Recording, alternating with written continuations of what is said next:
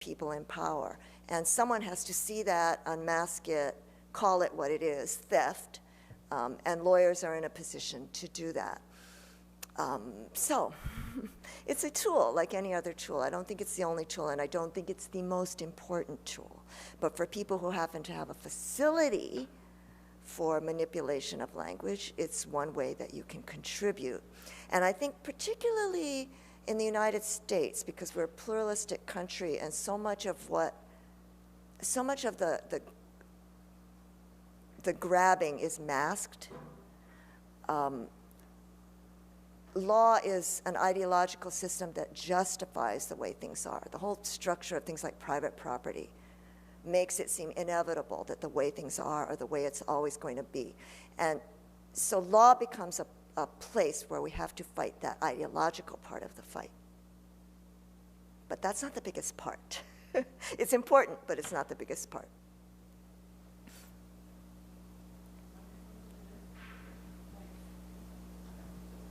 Hey, you mentioned redistribution as a method of relieving the problem, and I think such a thing has been tried before in form of communism.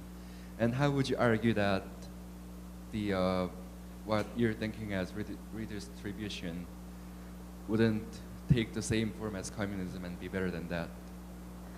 Could you repeat the first part of the question? I missed it. You said redistribution of wealth will solve the problem we have, and I'm thinking that sounds a lot like communism. Ah.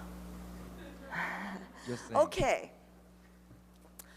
Well, first of all, when I talk about redistribution, I'm really talking about redistribution.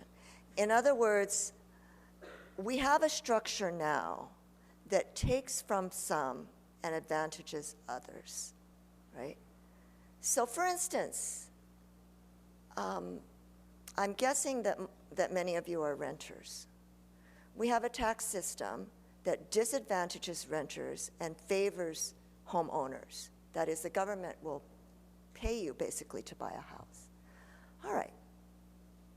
When I talk about redistribution, I'm saying let's think about, in fairness terms, since it's all distributed, we are making a collective choice how we're going to distribute.